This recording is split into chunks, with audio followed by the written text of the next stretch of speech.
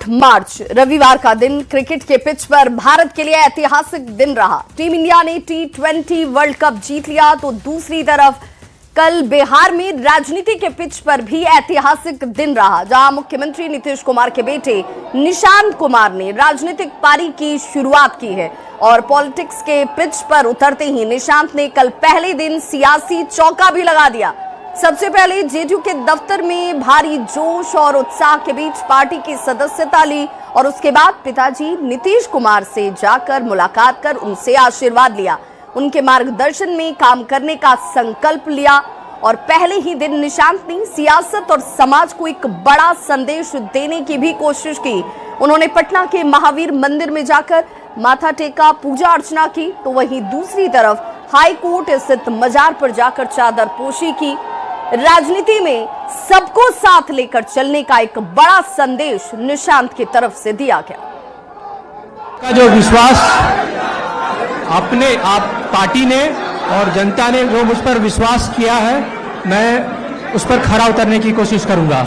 हम सब मेरे पिताजी श्री नीतीश कुमार के मार्गदर्शन में काम करेंगे। हम सब जदयू एक परिवार की तरह से रहें, हम जनता का विश्वास हासिल करें, हम सब पार्टी, हम सब जो पिताजी ने किया उसको जारी रखें और जनता का प्रेम और आशीर्वाद पाएं। अल्लाह हो, वाहेगुरु, सब तो एक ही है जी। आशीर्वाद लेने मेरे पिताजी भी सब धर्म को साथ लेकर चलते थे। मेरी भी कोशिश रहेगी कि मैं पिताजी के तरह से सब धर्म के लोगों को साथ लेके चले जी। सब धर्म के लोगों को साथ लेकर चलेगा बिहार में जी। मैं पार्टी जिलाध्यक्ष से अभी मिलूंगा। बिहार का मैं हर जिले का दौरा करूंगा, पार्टी की तरफ से समझूंगा कि हम पार्टी का विकास कैसे करें, हम संगठन का को मजबूत कैसे करें। तो निशांत कुमार के जेडीयू में शामिल होने के बाद से पार्टी कार्यकर्ताओं में गजब का उत्साह नजर आ रहा है। पटना में जेडीयू दफ्तर के बाहर मुख्यमंत्री नीतीश कुमार के बेटे निशांत कुमार के पार्टी में सदस्यता ग्रहण करने के बाद और सदस्य बनने पर पोस्टर लगाकर उन्हें बधाई दी गई। कल उन्होंने जेडीयू की सदस्यता ग्रहण की और पोस्टरों में उन्हें जेडीयू में आने के लिए धन्यवाद दिया गया, साथ ही आगे के सफर के लिए शुभकामनाएं भी दी गई। तो मुख्यमंत्री नीतीश कुमार के बेटे निशांत कुमार ने राजनीतिक पारी की शुरुआत कर दी है, लेकिन अब तक राजनीति से दूर रहे निशांत के सामने कई चुनौतियां हैं। हालांकि वे इन चुनौतियों से निपटने के लिए जल्द ही बिहार की यात्रा पर भी निकलने वाले हैं। इस दौरान वे सारी चुनौतियों को साधने के लिए राजनीति और पार्टी के साथ जनता के मूड को भी समझेंगे, लोगों का फीडबैक क्या है उससे लेते हुए नजर आएंगे। और ऐसे में यह जानना बहुत जरूरी कि निशांत के सामने फिलहाल चुनौतियां क्या क्या आने वाली हैं, जिससे निपटने की उनकी अपनी एक अलग रणनीति होगी, स्ट्रैटेजी होगी। तो देखिए, राजनीतिक विरासत को संभालना, पिताजी की विराट छवि को संभाल कर रखना, नीतीश कुमार की विरासत को मजबूती से संभालने के साथ आगे भी बढ़ाना है। समाज के और अगले चुनाव से पहले खुद को साबित करना, यह भी उनके सामने एक बड़ी चुनौती। पार्टी में सर्वमान्य नेता की छाप छोड़ना, इसके अलावा संगठन में सभी वर्गों को एक साथ लेकर साथ कर उनको चलना, हर वर्ग को साथ लेकर चलना है और अगले चुनाव से पहले खुद को साबित करना भी।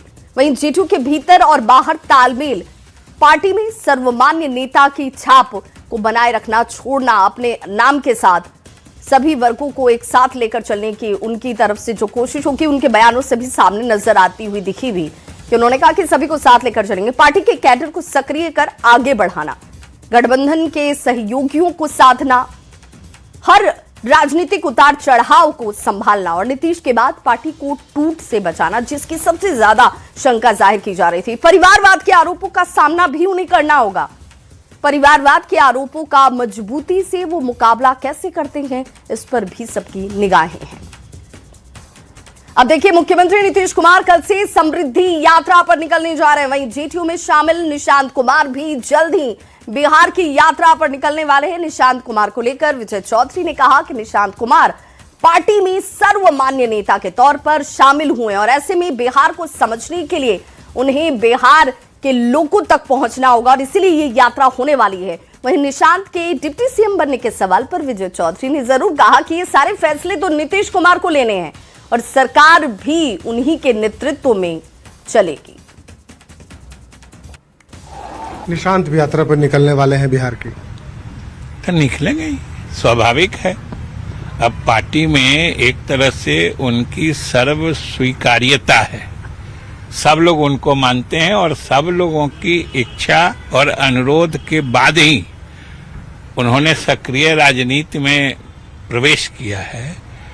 तो यह भी स्वाभाविक है कि वो हर जिले के कार्यकर्ताओं से मिलेंगे, पार्टी के पदाधिकारियों से मिलेंगे, विधायकों से मिलेंगे। तो ये तो अब चरणबद्ध तरीके से होगा ही। निशांत जी भी सर उप मुख्यमंत्री बनेंगे। अब ये तो मुख्यमंत्री जी दो ही फैसला ले सकता है कि ये तो मुख्यमंत्री जी नीतीश कुमार जी ही फैसला लेंगे कि निशांत ही नहीं, जनता दल यू से कौन मंत्री बनेगा, किस विभाग का मंत्री बनेगा, ये सारे फैसले नीतीश कुमार जी ही लेंगे। और सबसे बड़ी बात है कि मुख्यमंत्री नीतीश कुमार जी मुख्यमंत्री भले नहीं रहे, नेता वही रहेंगे। तो उप मुख्यमंत्री सम्राट चौधरी ने निशांत कुमार के जेडीयू में शामिल होने पर प्रतिक्रिया देते हुए कहा कि ये जनता दल यूनाइटेड का आंतरिक फैसला है। उन्होंने कहा कि पार्टी के निर्णय लेकर उन्हें शामिल कराया गया है और जिसका हम सभी स्वागत करते हैं। एकदम हम लोग स्वागत करते हैं और जनता दल यूनाइटेड का अपना फैसला है और उन लोगों ने फैसला करके निशांत जी को ज्वाइन कराया है, हम लोग स्वागत करते हैं। तो बिहार में नई सरकार के गठन पर स्वास्थ्य मंत्री मंगल पांडे ने एक बड़ा बयान दिया। मंगल पांडे ने कहा कि सरकार गठन की सारी प्रक्रियाएं मुख्यमंत्री नीतीश कुमार के नेतृत्व में ही होंगी और उन्हीं के मार्गदर्शन में सरकार भी चलती रहेगी। ये सीधे तौर पर नई सरकार के गठन को लेकर जो सवाल उठ रहे थे उस पर जवाब देते हुए नजर आए। हम सब लोग माननीय मुख्यमंत्री जी के नेतृत्व में सदैव काम करते रहे हैं। आगे भी माननीय मुख्यमंत्री श्री नीतीश कुमार जी का मार्गदर्शन और नेतृत्व हम सब लोगों को मिलता रहेगा और उनके नेतृत्व में ही बिहार आगे बढ़ेगा। तो चीजें कब तक स्पष्ट हो जाएंगे, क्या लगता है? मैंने कहा ना कि हम सब लोग पिछले 2 दशक से नीतीश कुमार जी के नेतृत्व में काम करते रहे हैं। उनके नेतृत्व में बिहार का विकास हुआ है, बिहार आगे बढ़ा है और आगे भी जो कुछ होगा वो माननीय मुख्यमंत्री जी सब चीजों को आगे लेके बढ़ेंगे और उनके नेतृत्व में बिहार आगे बढ़ेगा।